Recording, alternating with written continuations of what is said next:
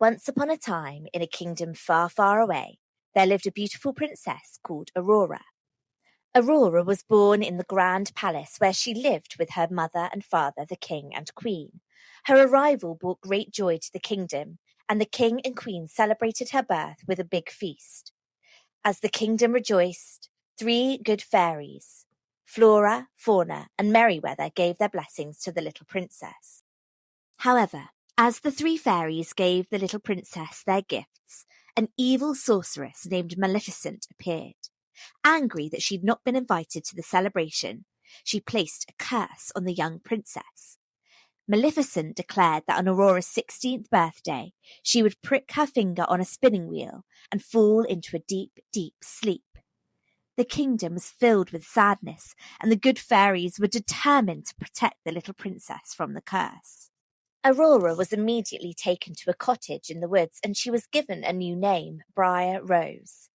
She lived a simple life with the fairies as her guardians, and she was told nothing of who she really was. After many years, Aurora grew into a beautiful and kind young girl. She loved nature and all of its creatures, and she would sing and dance with her dear friends. During this time, every spinning wheel in the kingdom was removed to ensure that Aurora did not prick her finger. However, on the eve of her 16th birthday, the fairies decided to tell Aurora the truth. They took her back to the palace, where her heartwarming smile made everyone happy. But as the evening wore on, Aurora was drawn to an old spinning wheel she found in a dark and hidden room. Aurora couldn't resist the beautiful wheel, and despite the warnings, she pricked her finger on the spindle and fell into a deep, deep sleep. Her mother and father, the king and queen, were filled with sadness and placed Aurora on a bed of flowers, and they cried and cried for their beloved daughter. As the years passed, the kingdom grew quiet, and inside, the princess did not simply sleep, she dreamed. In her dreams, she wandered through vast forests, climbed mountains, and spoke with wise women who had come before her. They told her stories not of waiting, but becoming. They taught her to listen to her own voice, understand her strength, and see the curse not as an ending, but as a transformation. In the kingdom, there were whispers that she would only be awoken by true love's kiss. But little did they know that the sleeping beauty was getting stronger and stronger each day.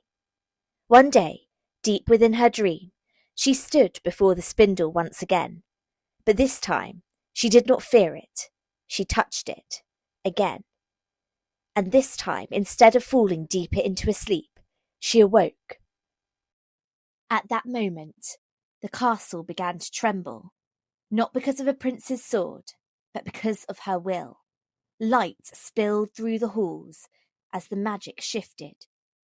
Her eyes opened, and the entire kingdom stirred with her.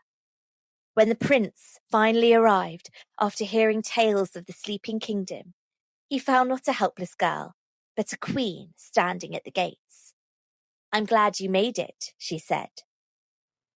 Aurora and the prince decided to wed, and they had a beautiful and magical day.